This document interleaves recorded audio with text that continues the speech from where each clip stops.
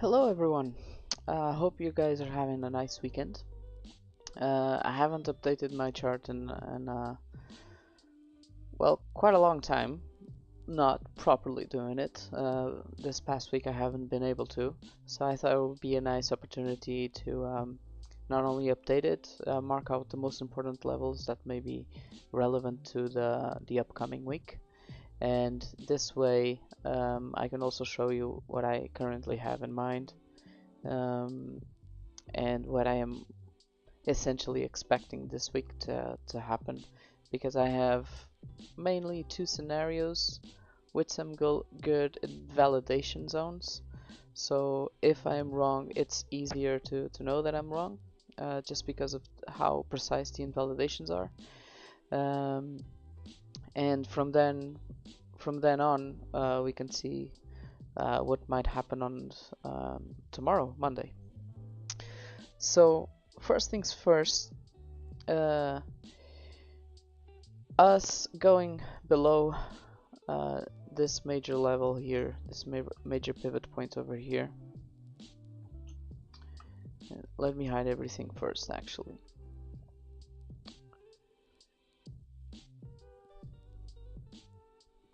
Okay, so us changing character with a close, changing character with a candle close on the 4 hour nonetheless, below this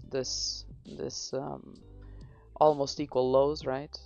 Closing below it and also considering that low over there. This is essentially a market structure shift, but the most important part about it is how it happened, because we had one and then 1, 2, and now 3 major hits to the high, and these hits were for considerable levels, because going way back, looking at market structure, we had this very small, well, it's small on the daily, right? A small liquidity curve here, with what I would consider to be a very nice order block that wasn't yet used. We were like $400 away from it. So this section here, I already had it marked out as let me just zoom out here. I had already marked it out as part of a considerable liquidity curve. So going up to that high, which was not a vector candle, the high from 51k, around that high is not a vector candle on the daily, but it is a pink vector on the 4 hour. So I do expect price to eventually reach it, not so soon though, but nevertheless, when we actually tapped into 47k, I knew it was likely for us to actually reach the top liquidity curve, which was around 48,500. So we did clear that, and all of those clearings were done with 4-hour wicks. So we never even closed any candle above any of that liquidity. So not only was a reaction expected, but we now have considerable liquidity grab below, and this is maybe the time that we actually start going for it. So we now currently have two scenarios because we're now in the weekend, and what I'm essentially looking at, just in terms of the market structure and how it is, this is currently our weekend zone. So I'm on the UTC time, and this is referring to when Saturday and Sunday ends, when Saturday starts and Sunday ends. And we are currently creating one of those triangles that retail traders love so much, and Twitter is probably all about it. It does have some confluences to previous structure points, but what I'm expecting is for us to either create a PO3 to the upside or create a PO3 to the downside. The idea is essentially that whatever gets grabbed first, price is going in the opposite direction of it. And for that, we have some TR pockets here to consider. I only left out the levels that I think are probably important, and in this case would be around 42 to 422 or 42 to 38, which has confluence to the 0.5 fib level of this reaction. And as you know, there are several ways to draw TR pockets. I drew some here just to find confluence for several possibilities, but don't forget that they are just that, only possibilities, so I wouldn't advise to trade based off of them directly. But the idea is that if we go down, we don't go much further than 42,300, if at all, and then we start creating an uptrend for Monday. I would like for Monday to be the uptrend, because Monday usually is the fake move of the week, or creates the fake move of the week. So if we do create an uptrend during Monday, that's actually going to give me a little bit more confidence in us going for lower levels below 41,371. So the idea in this case, just looking at TR pockets, would be to either react to this zone, around this zone, and from there reach maybe this support resistance zone around 45 max to 44,400, something like that, or for us to actually recover these 1-hour vector candles and react to one of these liquidity points. I don't know if I actually already marked them out. No, I didn't. So the idea would be to react negatively to one of these guys.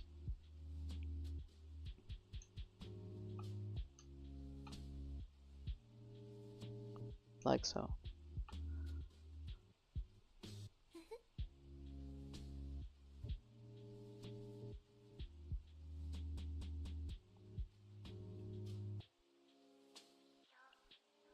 And the idea here would be to actually mark out the Asia session from midnight to 8, for example. Hopefully Asia does not range too much, because when it or actually, sorry, the other way around.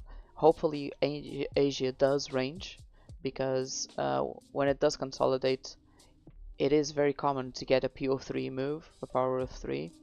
So it would actually give us a little bit more confidence in that idea of going up, going down, I mean, to then start an uptrend. And ideally, this uptrend would be nice to happen for Monday, because on Tuesday, after the London Open, I would look for a bigger short targeting 41,371.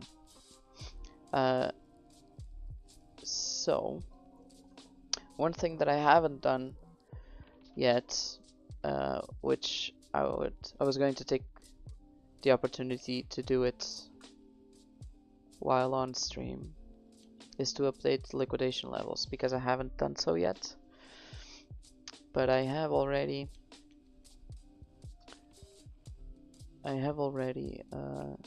made the screenshot to post to the community. So let's just copy them out and put them on the chart to see what levels of confluence, I mean, do they give us. So I'm actually going to leave just one above, and it's actually low leverage. Low leverage meaning 25x, around that, so 49, 45, okay, it's this one. Might as well mark out the specific decimals. So this would be 145,786, and now 44,905, and this is 50x medium leverage, and this one is going to be 100x high leverage, so it is 44,443.9.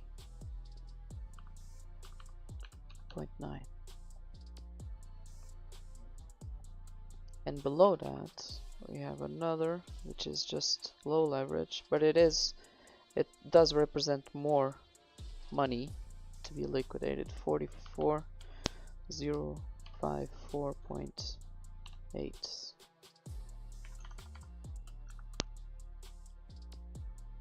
Okay, so that would mean, for example, for us to create a reaction after getting only this. Okay, and to the downside, this one is 100x, and it is at 41,735.2. Lower than that, 41,293.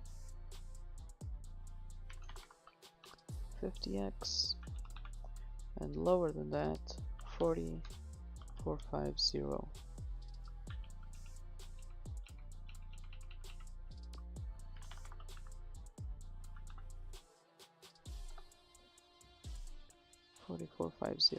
Okay. Let me just see, by the way, if any of those actually have confluence. Yeah, okay. So first of all, this is one of our main ways of drawing TR pockets. When a move ends, you draw it from the end of the move to its first considerable correction. And in this case, it creates the 0.618, just $10 difference of the highest. Is it the highest? Yeah, the closest highest liquidation level. Actually, this is 25x. Let me just correct this. Okay. So this means that it is very likely to get a reaction in this zone over here. Okay. In essence, this is what it means. It doesn't mean that exactly at 44,430 you can leave a limit order to shorts. You know, it's a little bit more complex than that. But it does tell you that around this zone, it is very likely to have a reaction. And if, for example, you see signs like a bearish divergence on CVD or any other indicator that you trust, it is probably going to be a very good and technical short trade to take. And your target, I would say your minimum target would be to target this low at 41,371.5. That would be your minimum target. Of course, I'm looking at the MXC chart, so you would have to see where your levels are on any other exchange. So yeah, okay, that's for liquidation levels. Now let's see. So I'm guessing that all these rays are liquidation levels. Okay, let me just move them.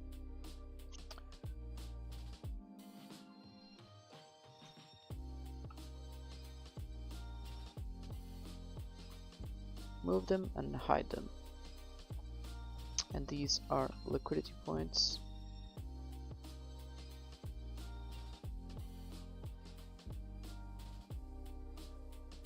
Okay, now in terms of a TPO chart, I'm looking at ATAS right now, and I do see some levels here that matters to us, and probably some are going to have a very nice confluence with the liquidation levels. So these strong blue lines are single prints, and we tend to have reactions around them. But most importantly, price tends to be drawn to it. So at the very least, I expect price to go to 44,355, which is also the place where Binance has a naked daily VWAP there. We have two in this case. 47,026, which I don't think we will reach anytime soon, and 44,288. So I'm gonna move this to the side and refer to them to mark them up on my chart. So I did have one marked over there at 38,970. That is probably a target, by the way. But let's mark them out for what they mean right now. So this, first things first, let's mark out the VWAPs. So this is 44,288.8, and the other one is at 47,026.5. So these are our current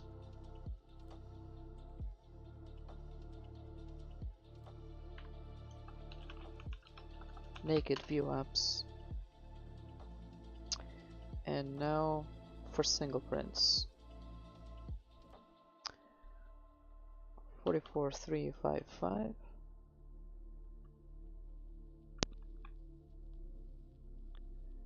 45,520.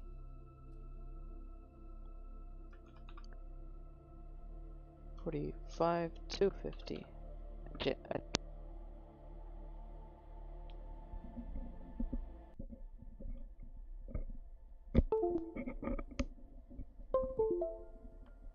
Okay.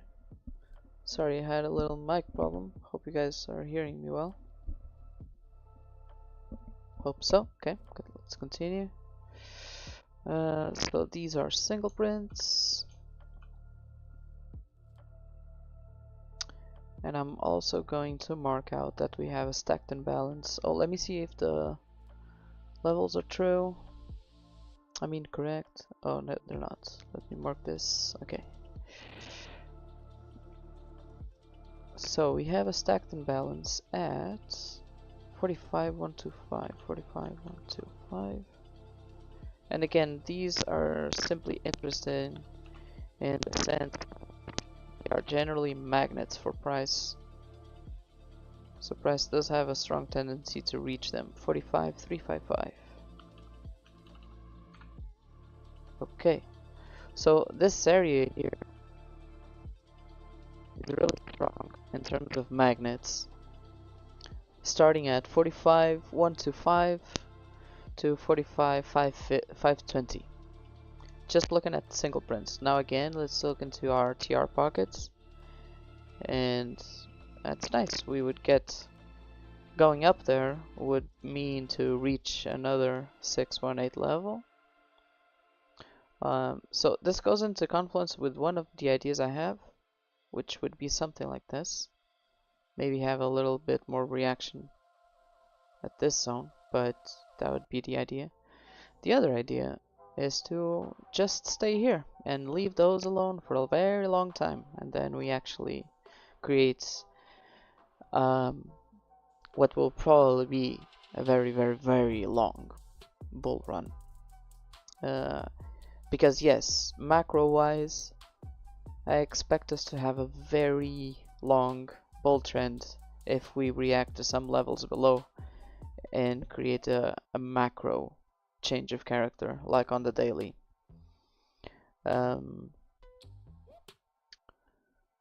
So let's see the liquidation levels. Okay, still makes sense anyway.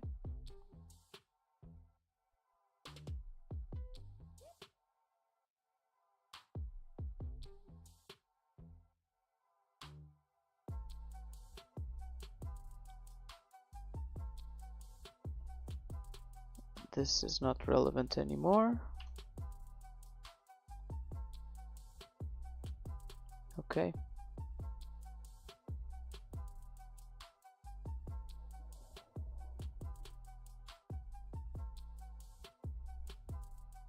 Oh, this is extremely interesting.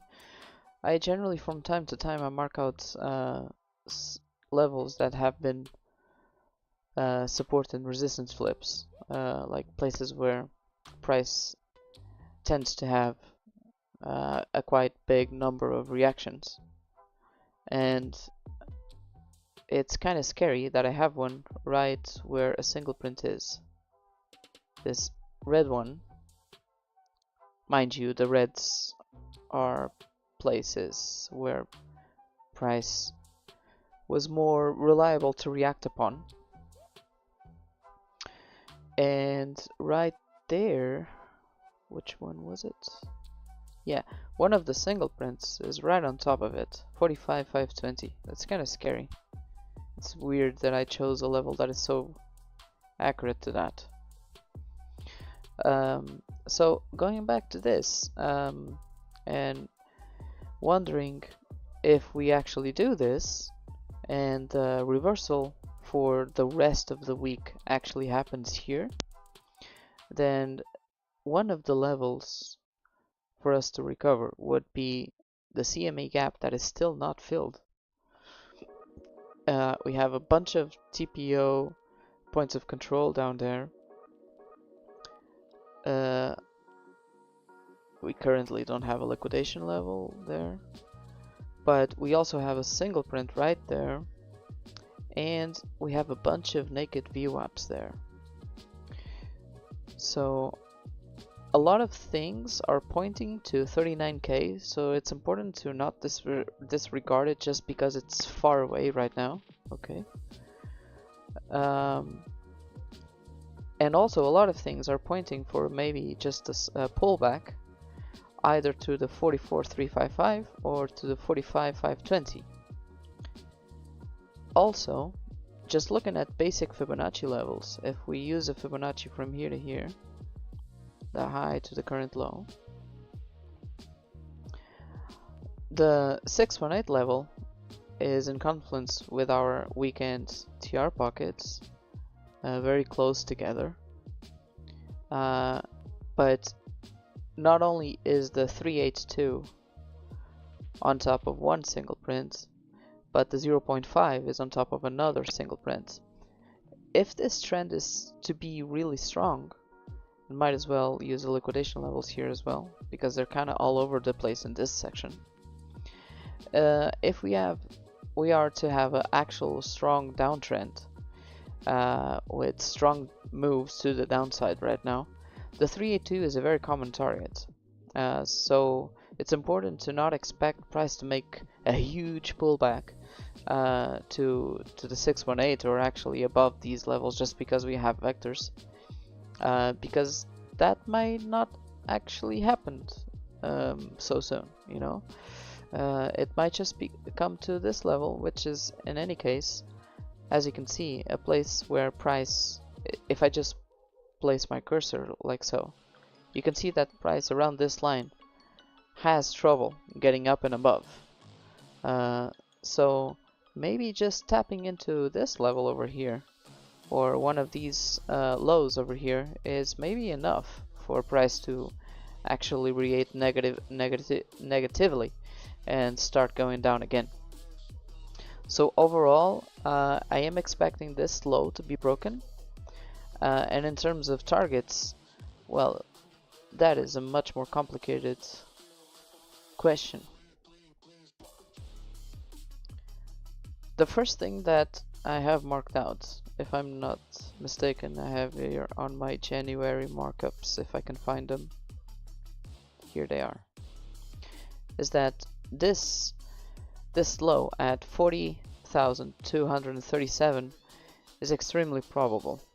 It's probable because when we actually SFP'd these equal lows,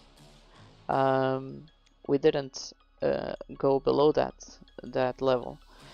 So I would say that the minimum for us to go would be to take out that low. So if you actually catch a short, maybe take profit here just in case.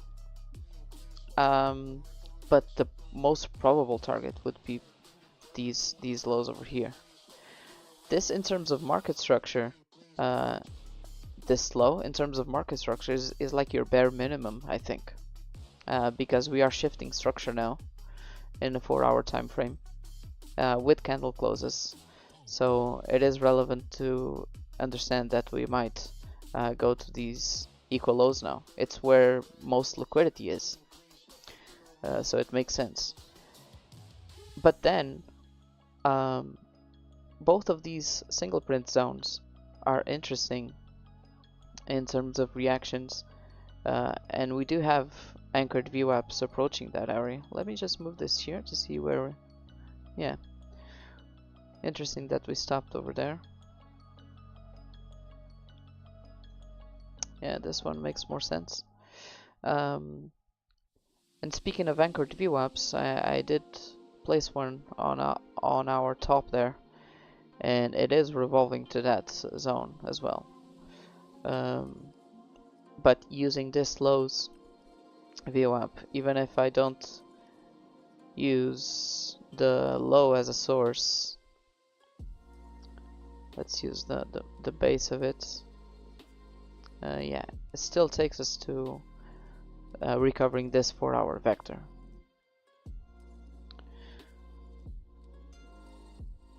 So I guess that is it. In terms of how I'm going to try and look for a trade, I'll do the following. Tonight, during the Asia session, tonight I mean for UTC time, it's going to be tonight. I'm going to mark out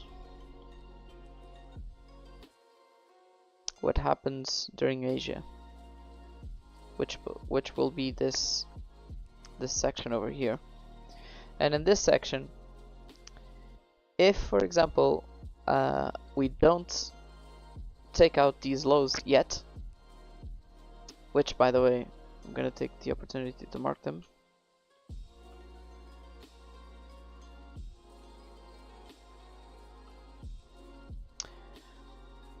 Give me just a second. These lows are kind of equal. Would be nice to take them out. It's a good confluence. With the idea of just taking out liquidity to move upwards. So I would like price to, this would be my ideal scenario. I would like price to range a little bit more. Maybe create something like this and stay here, but then something like this, or something like this. And whatever high it creates over here, it doesn't really matter much. The idea would be to come here and during this point to that point have noticeable divergence on the CVD charts or any other thing like a cipher beam, an RSI, something like that. So seeing two points diverging with each other, disagreeing with each other, and from there I would take a long trade, and my minimum target would be that liquidity point over there, this guy. This would be my minimum target, probable TP1. Let me take the opportunity to put these guys over there. Yep.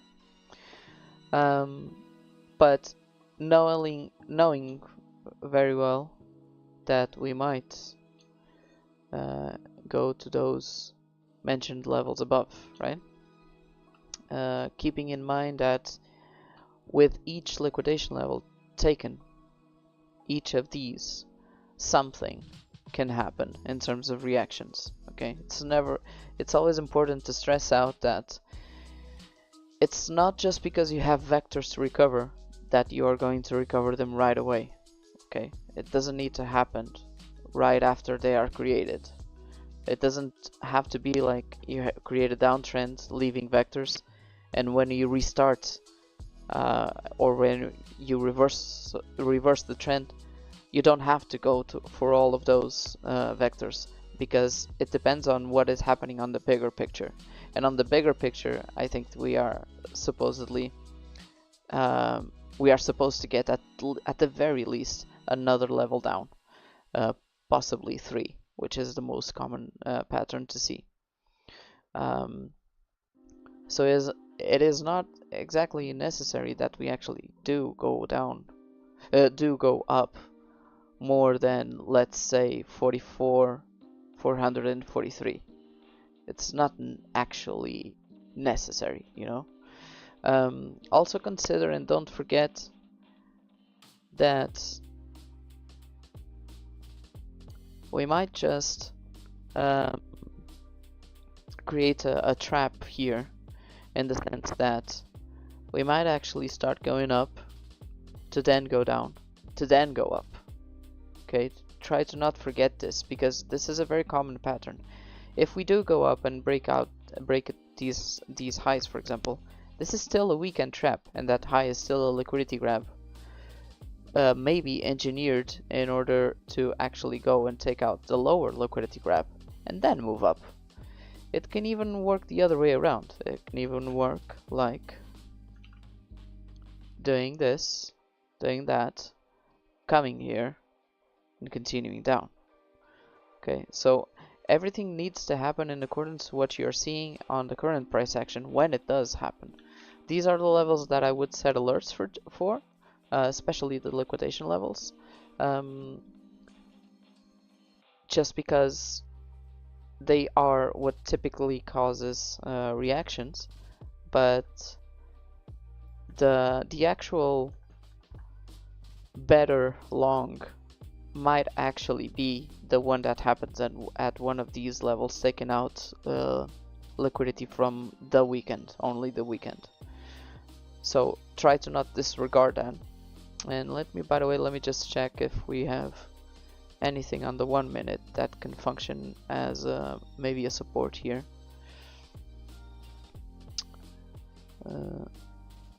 4207. Okay, not an AlphaSpark. This, for example, might be a point of reaction.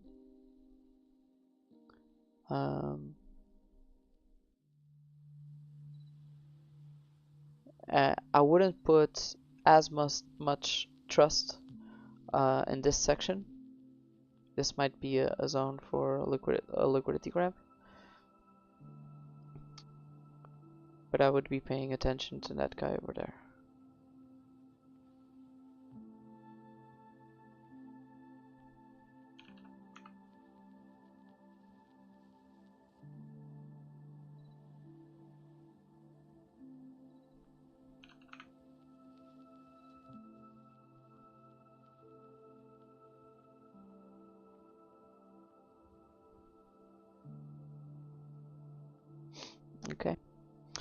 that is basically it, my friends.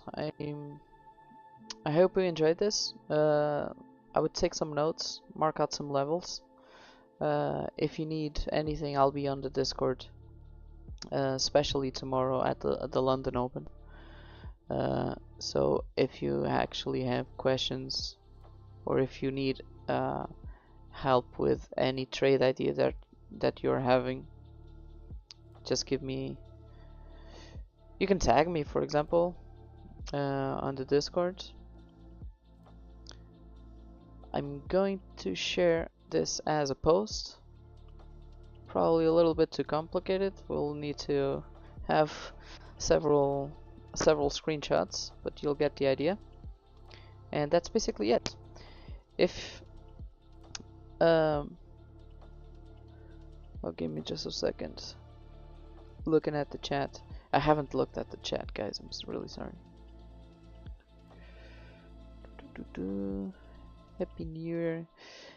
Happy birthday, Igor. Happy birthday, my friends.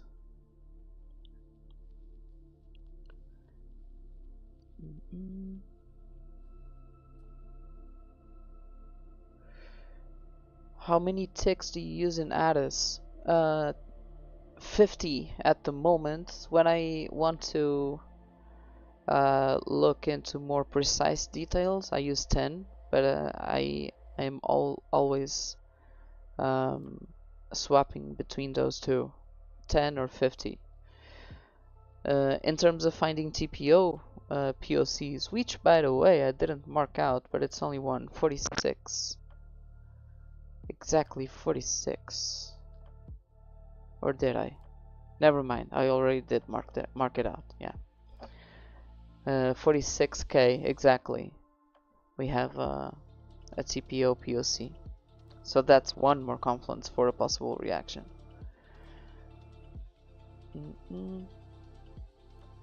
Yeah, I guess that's it. Guys, I'll talk to you later. If you need anything, I'll be on the Discord, okay? See ya. Bye bye.